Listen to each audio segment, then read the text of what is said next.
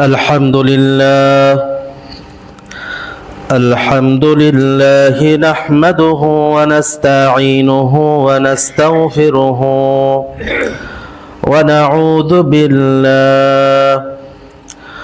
ونعوذ بالله من شرور أنفسنا ومن سيئات أعمالنا من يهده الله فلا مضل له ومن يضلله فلا هادي له ونشهد أن لا إله إلا الله وحده لا شريك له لا ضد له ولا ند له ولا مثل له ونشهد أن سيدنا وسندنا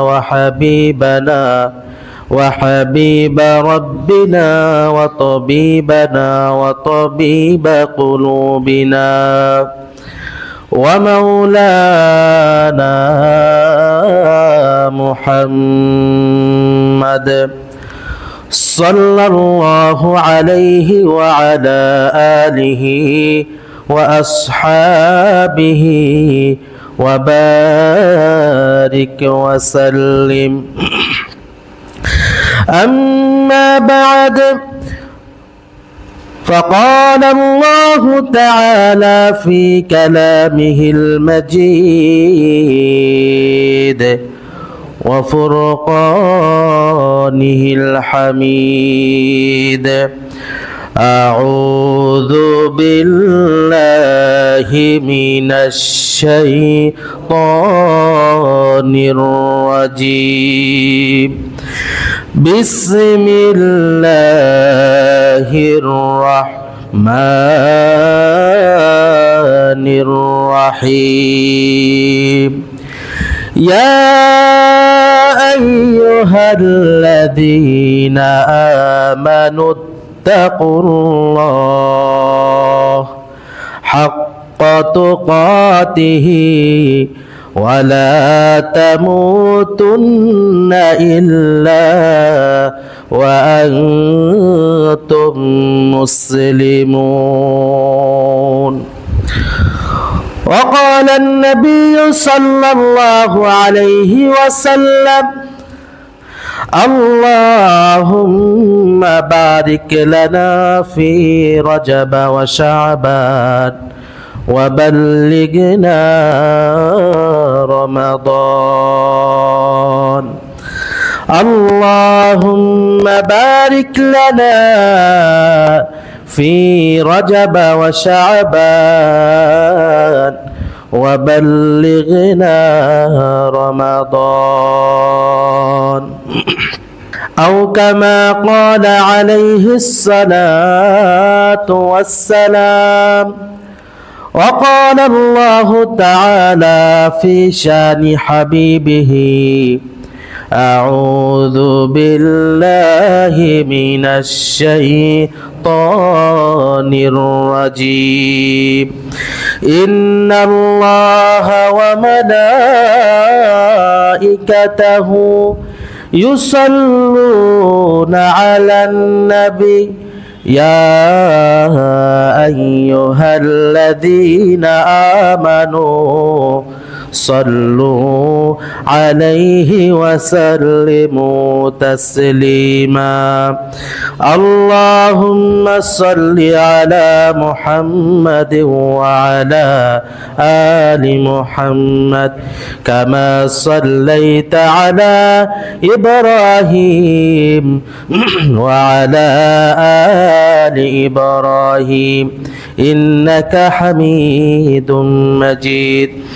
اللهم بارك على محمد وعلى آل محمد كما باركت على إبراهيم وعلى آل إبراهيم إنك حميد مجيد.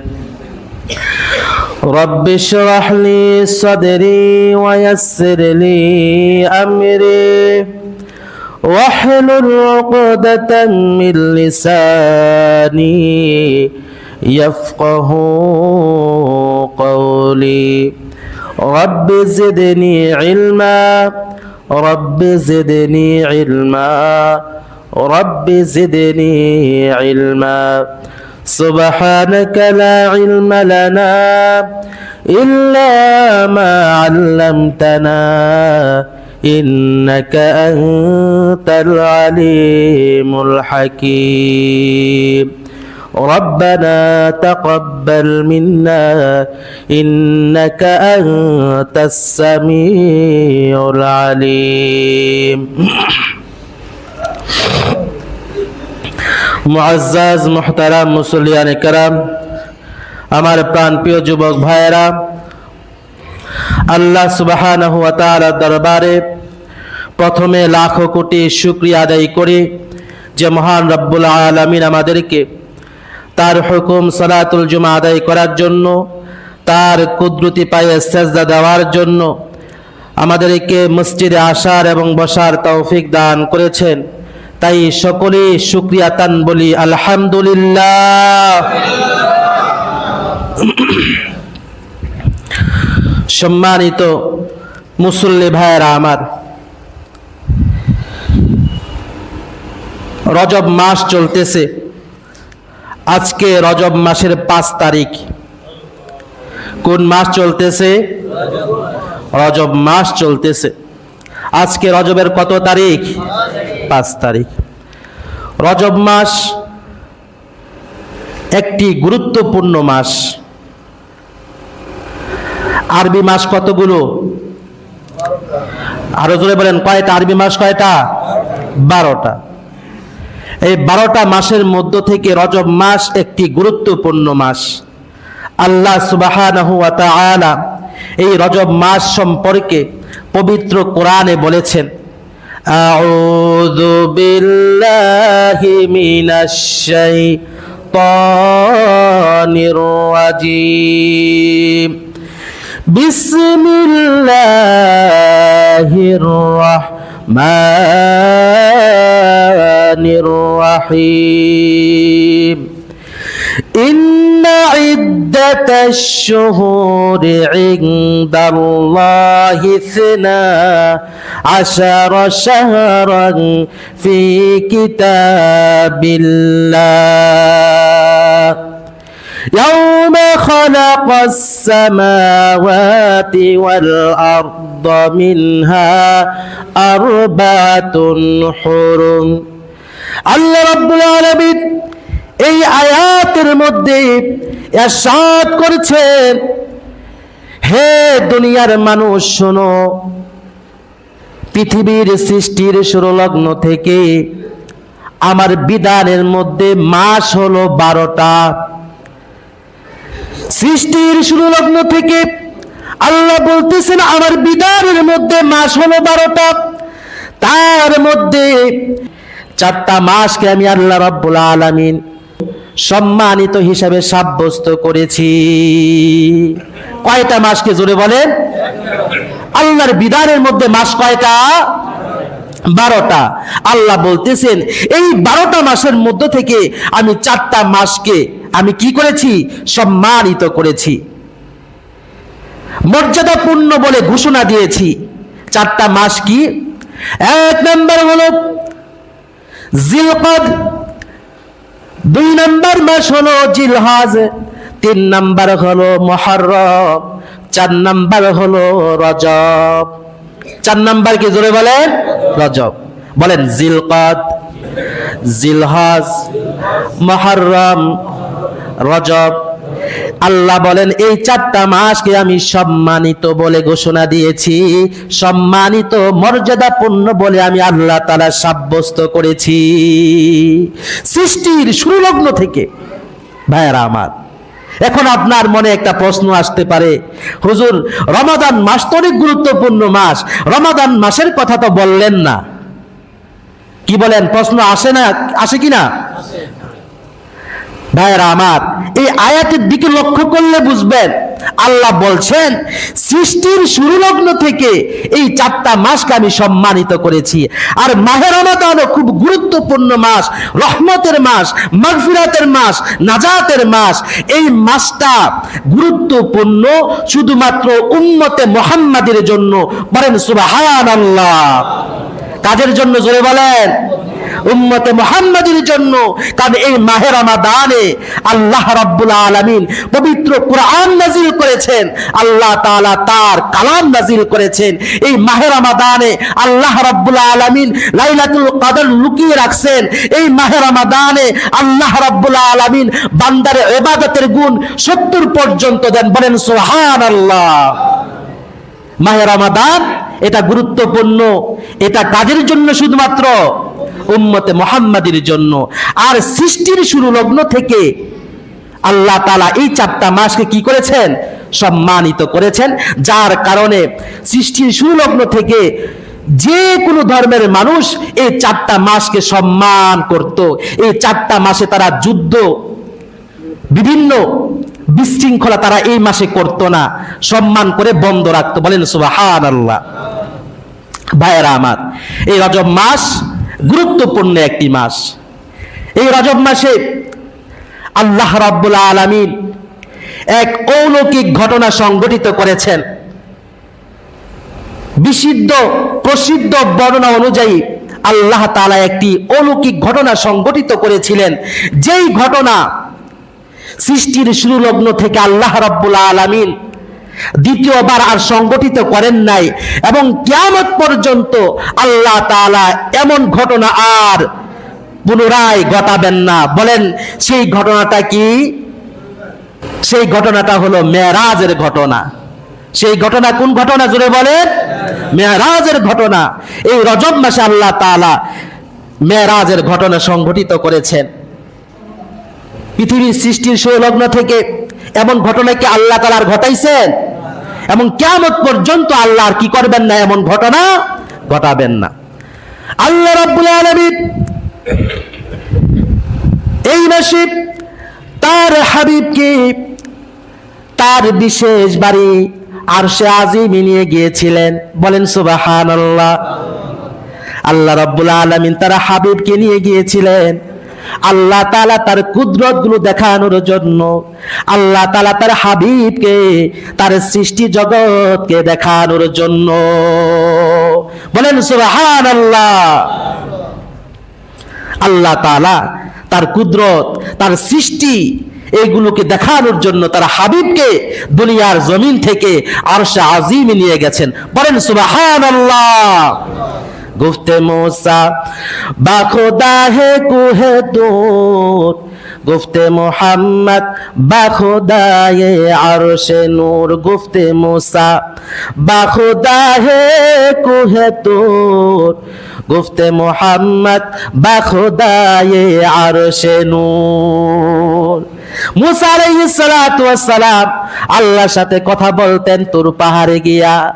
আর আমার আপনার নবী সাইয়্যিদুল মুরসালিন খাতামুন নবিয়্যিন, আমাদের নবী আল্লাহর সাথে কথা বলেছেন আরশে আজিমে গিয়া। বলেন সুবহানাল্লাহ। ভাইরা আমার, এই রজব মাসে এই মেরাজের ঘটনা কি হয়েছে? সংঘটিত হয়েছে। মেরাজের আলোচনা আমি আজকে করব না, ইনশাআল্লাহ আল্লাহ তাআলা হায়াতে বাঁচায় রাখলে, তৌফিক দিলে আগামী সপ্তাহে করব। সম্মানিত হাজিরিন, এই রজব মাস গুরুত্বপূর্ণ মাস। রজব মাস যখন আসতো আল্লাহর নবী তখন একটা দোয়া পড়তেন, আল্লাহুম্মা বারিক লানা ফি রজব ওয়া শাবান ওয়া বাল্লিগনা রমাদান। সবাই পড়েন, আল্লাহুম্মা বারিক লানা ফি রজব ওয়া শাবান ওয়া বাল্লিগনা রমাদান। হে আল্লাহ, আমাদের জন্য আপনি রজব মাসে এবং শাবান মাসে বরকত দান করেন। ওগো আল্লাহ, মাহে রমাদান তো গুরুত্বপূর্ণ একটা মাস, রহমতের মাস, মাগফিরাতের মাস। আল্লাহ, আমাদের হায়াতকে আপনি মাহে রমাদান পর্যন্ত বাড়ায়া দেন। আল্লাহর নবী দোয়া করতেন। সুবহানাল্লাহ। আল্লাহ রজব মাসে এবং শাবান মাসে আমাদের জন্য কি রাখেন? আমাদের কি দেন? বরকত দান করেন। এই মাসগুলোতে বরকত দেন আমাদেরকে, আর আমাদের হায়াতকে বাড়ায়া দেন, যাতে করে আমরা মাহে রমাদান পেয়ে যাই। পড়েন সুবহানাল্লাহ। ভাইয়েরা আমার, এই দোয়াটা আল্লাহ রাসূল পড়তেন। আমাদেরও উচিত মাঝে মধ্যে এই দোয়াটা পড়ার চেষ্টা করা। কি বলেন, ঠিক না? হ্যাঁ, সুন্নতি দোয়া। আল্লাহুম্মা বারিক লানা ফি রজব ওয়া শাবান ওয়া বাল্লিগনা রমাদান। আল্লাহ আমাদের সবাইকে এই দোয়াটা মাঝে মধ্যে পড়ার তৌফিক দান করুন। সবাই পড়ি আমিন। আরো জোরে বলি আমিন। সম্মানিত হাজিরিন, আমি আপনাদের সামনে গত সপ্তাহে সূরাতু আলী ইমরানের 102 নম্বর আয়াতের আলোকে আলোচনা করতেছিলাম। যে আয়াতের মধ্যে আল্লাহ রাব্বুল আলামিন ঈমানদারদেরকে লক্ষ্য করে 2টা আদেশ করেছেন।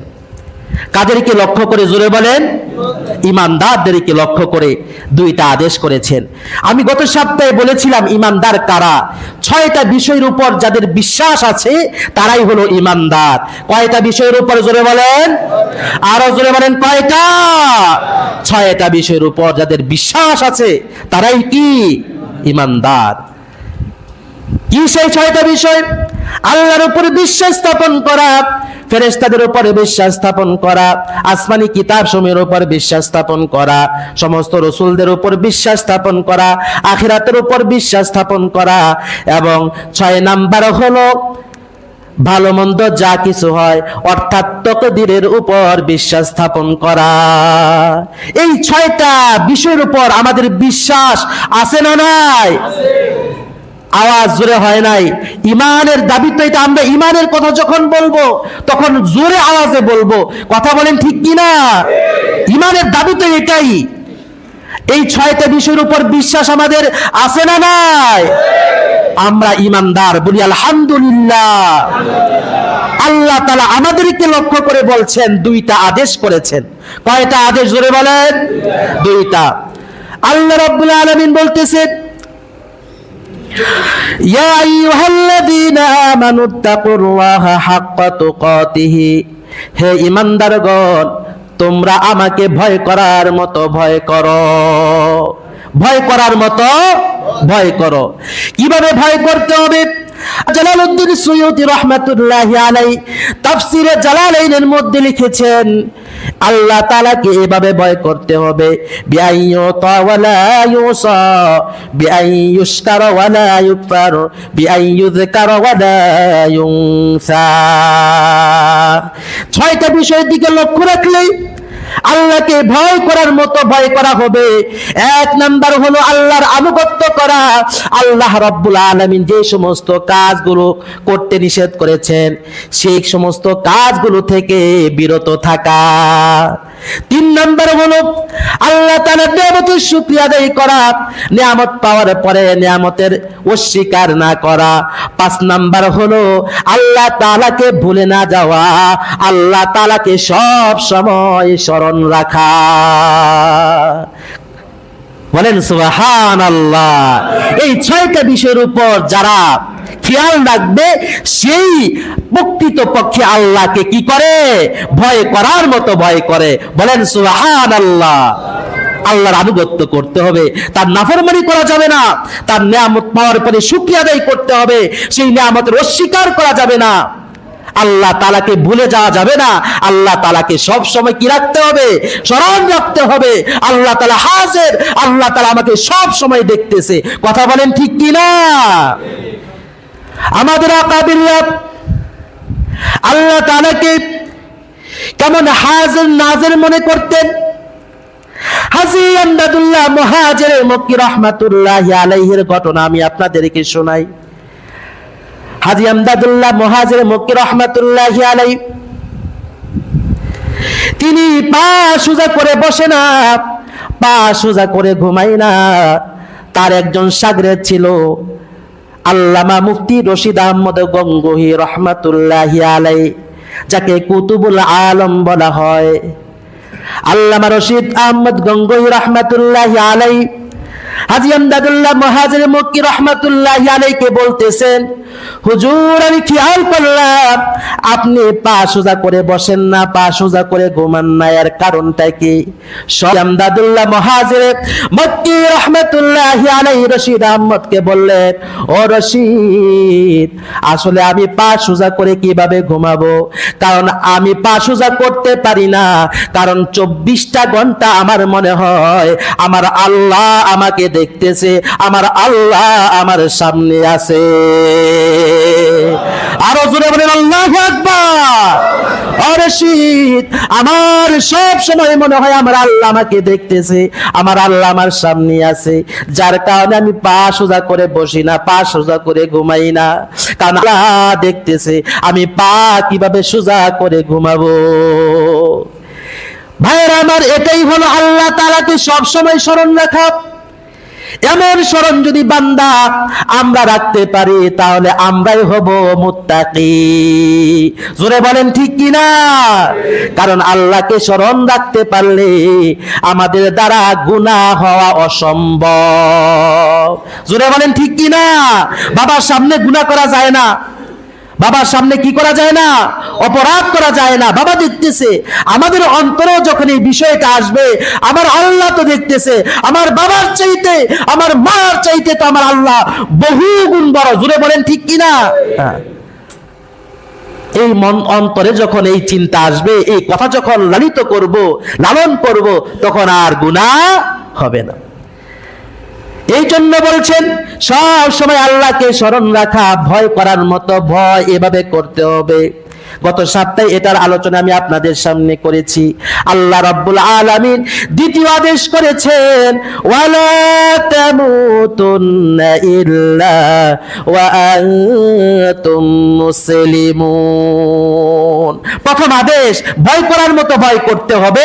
দ্বিতীয় নাম্বার আদেশ হলো তোমরা পরিপূর্ণ মুসলমান না হয়ে মৃত্যুবরণ করিও না।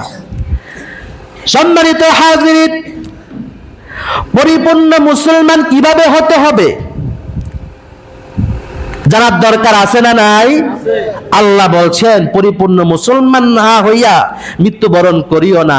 তো পরিপূর্ণ মুসলমান কিভাবে হতে হবে? 5টা বিষয় যার মধ্যে থাকবে সে হলো পরিপূর্ণ মুসলমান। কয়টা বিষয় জোরে বলে? আরো জোরে কয়টা? 5টা। 5টা বিষয় যার মধ্যে থাকবে সে হলো পরিপূর্ণ মুসলমান। 1 নম্বর হলো কালিমা তয়্যিবা বা কালিমায়ে শাহাদাত জবান দিয়া উল্লেখ করে পড়া, আওয়াজ করে পড়া। কালিমায়ে শাহাদাত জবান দিয়া পড়া, আশহাদু আল্লা ইলাহা ইল্লাল্লাহু ওয়া আশহাদু আন্না মুহাম্মাদান আবদুহু ওয়া রাসূলুহু। সবাই জবান খুলে বলেন, আশহাদু আল্লা ইলাহা ইল্লাল্লাহু ওয়া আশহাদু আন্না মুহাম্মাদান আবদুহু ওয়া রাসূলুহু। 1 নাম্বার জবান দিয়ে এই কালিমা পড়া। 2 নাম্বার হলো নামাজ আদায় করা। 2 নাম্বার কি জোরে বলেন? নামাজ আদায় করা। 3 নাম্বার হলো মাহে রমাদানের রোজা রাখা। 3 নাম্বার কি জোরে বলেন? মাহে রমাদানের রোজা রাখা। 4 নাম্বার হলো যাকাত ফরজ হলে যাকাত আদায় করা। 5 নাম্বার হলো আল্লাহ যদি অর্থ সম্পদ দেয়, হজ যদি ফরজ হয় তাহলে হজ আদায় করা। কয়টা হলো জোরে বলেন? 5টা। এই 5টা যার মধ্যে থাকবে, অর্থাৎ এগুলো যার মধ্যে থাকবে সে হলো পরিপূর্ণ মুসলমান। সে কি জোরে বলেন? আরো জোরে বলেন, সে কি? হাদিস শরীফের মধ্যে আসছে এই 5টা যার মধ্যে থাকবে বোঝা গেল তার মধ্যে ইসলাম আছে। জোরে বলেন কি আছে? আর যার মধ্যে ইসলাম আছে সেই হলো পরিপূর্ণ মুসলমান। জিবরাইল আলাইহিস সালাতু ওয়াস সালাম আল্লাহর নবীর কাছে এসে বললেন, ইয়া রাসূলুল্লাহ আখবিরনি আনিল ইসলাম। নবী গো, আপনি আমাকে বলে দেন ইসলাম কাকে বলে। আল্লাহর নবী এই পাঁচটার কথাই বলছেন। আল ইসলামু আন তাশহাদা আল্লা ইলাহা ইল্লাল্লাহ ওয়া আন্না মুহাম্মাদার রাসূলুল্লাহ ওয়া তুকিমাস সালাতা ওয়া তু'তিয়াজ যাকাতা ওয়া তাসুমা রমাদান ওয়া তাহুজ্জাল বাইতা ইন ইসতাতা'তা ইলাইহি সাবিলা। একটা কথাও আমি আপনাদের কাছে বানায় বলি নাই, সবগুলো কথা কোরআন হাদিস থেকে বলেছি। বলেন মারহাবা। আমি বানায় বলছি একটা কথা? সম্মানিত ভাইয়েরা আমার, ঈমানের বিষয়ে আমি আলোচনা করেছি। ঈমানের বিষয় যদি আপনারা খেয়াল করে শুনেন তাহলে বুঝবেন ঈমানটা হলো অন্তরের সাথে সম্পৃক্ত। কিসের সাথে সম্পৃক্ত? বলছিলাম 6টা বিষয়ের উপর বিশ্বাস স্থাপন করার নাম হলো ঈমান। কয়টা বিষয়ের উপর? তাহলে বোঝা গেল ঈমানের সম্পর্ক হলো অন্তরের সাথে। জোরে বলেন, ঈমানের সম্পর্ক কিসের সাথে? অন্তরের সাথে। আর ইসলামের আলোচনা যে আমি আপনাদের সামনে করেছি, এখানে বুঝবেন এখানে অন্তরের সাথে সম্পৃক্ত না, এখানে সবগুলো হলো ইবাদতের সাথে সম্পৃক্ত। জোরে বলেন ঠিক কিনা? সবগুলো কিসের সাথে সম্পৃক্ত? ইবাদতের সাথে, অঙ্গ প্রত্যঙ্গের সাথে। অর্থাৎ ইবাদত করতে হবে, লা ইলাহা ইল্লাল্লাহ পড়তে হবে, নামাজ আদায় করতে হবে, রোজা রাখতে হবে, অর্থাৎ আল্লাহর গোলামি করতে হবে, আল্লাহর ইবাদত বন্দেগী করতে হবে, আল্লাহর হুকুম আহকাম মেনে চলার চেষ্টা করতে হবে। যে ব্যক্তি আল্লাহর হুকুম আহকাম মেনে চলার চেষ্টা করে সেই হলো পরিপূর্ণ মুসলমান। সে কি? জোরে বলেন, পরিপূর্ণ মুসলমান। শুধু মুখে বললাম আমি মুসলমান, শুধু মুখে বললাম লা ইলাহা ইল্লাল্লাহ, নামাজ নাই, রোজা নাই, তাহলে বুঝতে হবে সে পরিপূর্ণ মুসলমান না। সে কি না? জোরে বলেন, পরিপূর্ণ মুসলমান না। ঈমান আছে, আল্লাহর গোলামি আছে, মনে করতে হবে সে খাঁটি আল্লাহর বান্দা, সে একজন মুসলমান। আর ঈমান আছে কিন্তু আমল নাই, তাহলে সে আল্লাহর খাঁটি বান্দা না, পরিপূর্ণ মুসলমান না। একটা ঘটনা বলি। মুজাদ্দিদে মিল্লাত আশরাফ আলী থানভী রাহমাতুল্লাহি আলাইহি তিনি একটা ঘটনা কিতাবের মধ্যে উল্লেখ করেছেন। এক জমিদার, দক্ষিণ মানুষ, জমিদার মানুষ, সে ইচ্ছা করলো আমি আমার পিঠের মধ্যে উল্কি আঁকবো। উল্কি বলা হয় টেটু। বর্তমান সময়ে দেখবেন কিছু কিছু যুবক যুবতী শরীরের মধ্যে টেটু করে। কি করে না? বিভিন্ন জিনিসের ছবি অথবা বিভিন্ন নাম তারা শরীরের মধ্যে কি করে? হাতের মধ্যে কি করে? আঁকে টেটু। এই যে বিভিন্ন আপনার কি লেজার মেশিন দিয়ে করে, ঠিক না? হ্যাঁ। এই টেটু করা কি জায়েজ নাকি না জায়েজ? শুধু না জায়েজ না, শুধু না জায়েজ না, হারাম। এবং আল্লাহর রাসূল বলেছেন যারা টেটু করবে শরীরের মধ্যে, আল্লাহ তাআলা বলছেন তার উপর আমার লানত। বলেন নাউযুবিল্লাহ। আল্লাহ হেফাজত করুন, সবাই পড়ি আমিন। যেই সমস্ত যুবক ভাইয়েরা, যুবতী ভাইয়েরা এই টেটু করছেন, আল্লাহর কাছে তওবা করেন, আল্লাহ মাফ করুক। যদি এই অবস্থায় যদি আমার মৃত্যু হয়ে যায়, আমার মৃত্যু এমন অবস্থায় হলো আল্লাহ আমার প্রতি নারাজ। ভাইয়েরা আমার, বলতেছিলাম জমিদার শৌখিন মানুষ, সে ইচ্ছা করছে যে তার পিঠের মধ্যে একটা টেটু আঁকবে। আগের দিন এটাকে বলা হয় উল্কি। উল্কি তো জমিদার সাহেব উল্কিওয়ালাকে ডাক দিল। আগের দিনে এই টেটু আঁকা হতো, এই টেটু করা হতো সুয়ের মাধ্যমে ছিদ্র করে করে একটা নকশা তৈরি করা হতো। তারপরে এটার মধ্যে সুরমা লাগা দিত, তখন এটা টেটু বেশি উঠতো। জমিদার সাহেব আবার উল্কিওয়ালাকে ডাক দিছে, আমার ইচ্ছা আমার পিঠের মধ্যে একটা বাঘের ছবি আঁকবো। কিসের ছবি? জোরে বলে, বাঘের ছবি।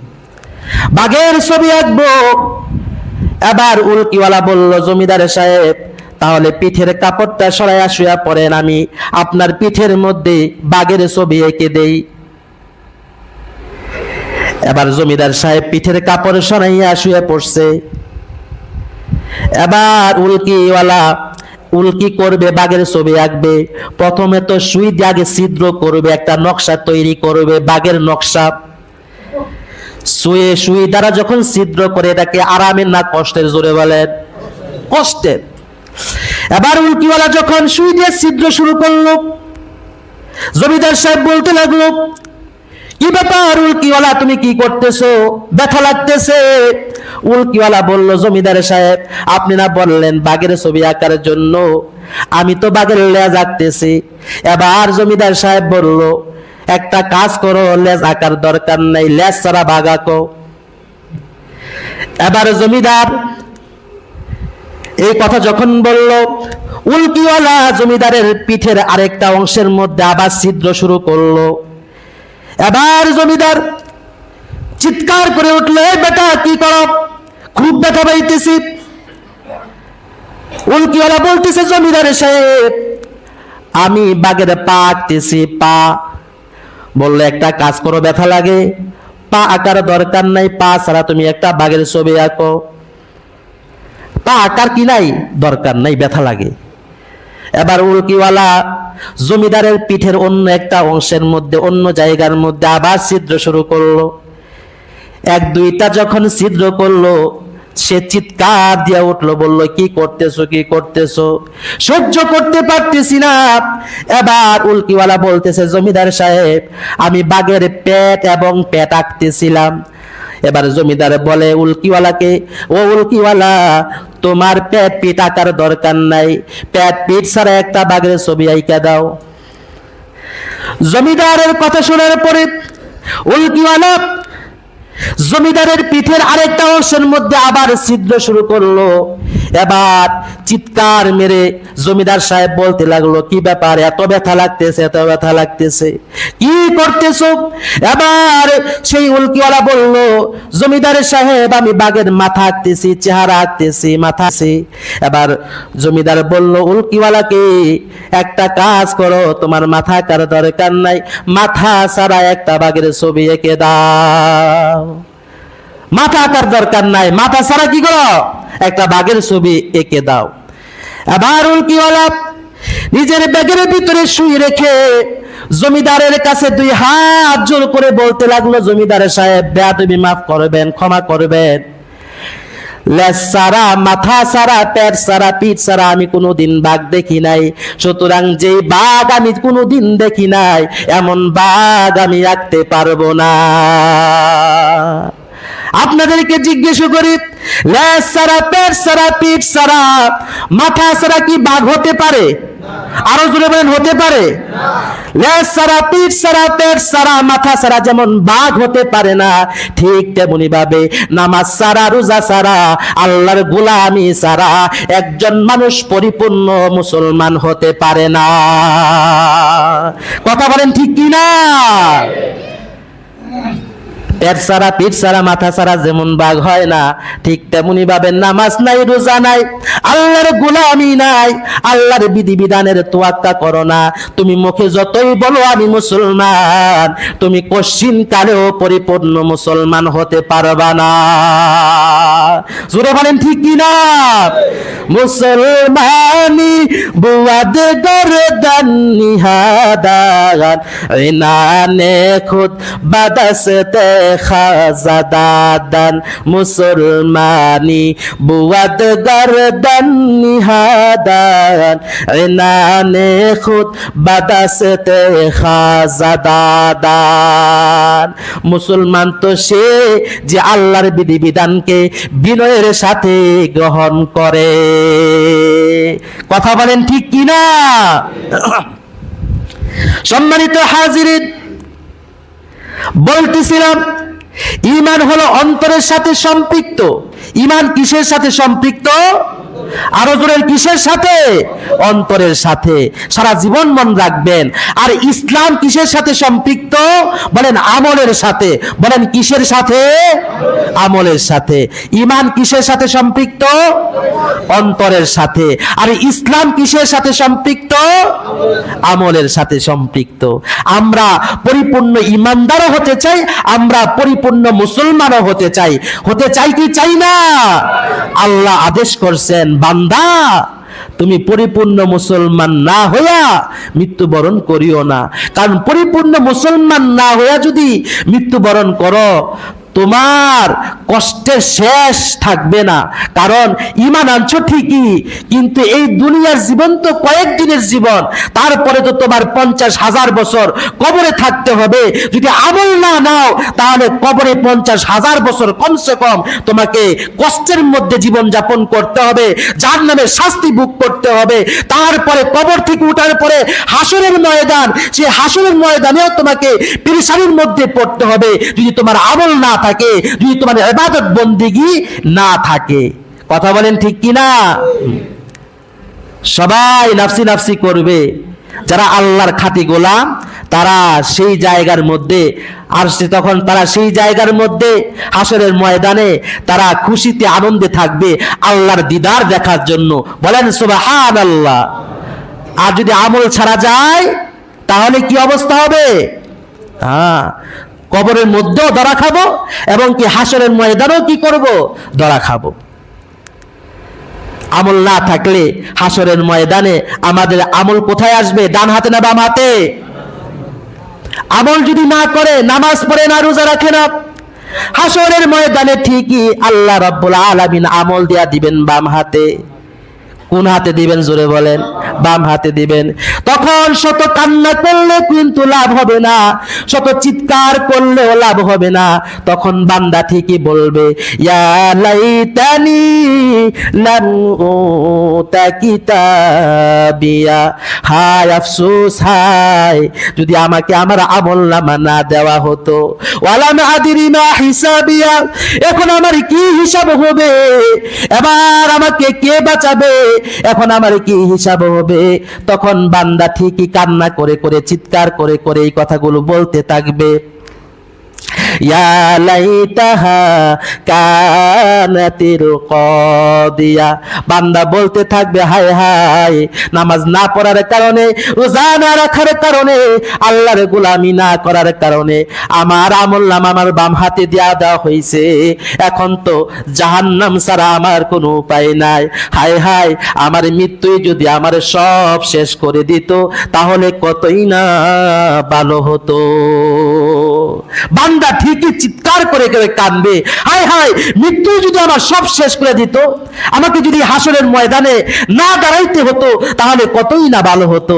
কিন্তু যতই চিৎকার করুক, যতই কান্না করুক, আল্লাহ রাব্বুল আলামিন ফেরেশতাদেরকে ডাক দিয়া বলবে, ও ফেরেশতারা, খুযুহু ফাগুল্লু সুম্মাল জাহিমা সাল্লু সুম্মা ফি সিলসিলাতিন দারউহা ৭০ যিরাআন ফাসলুকু।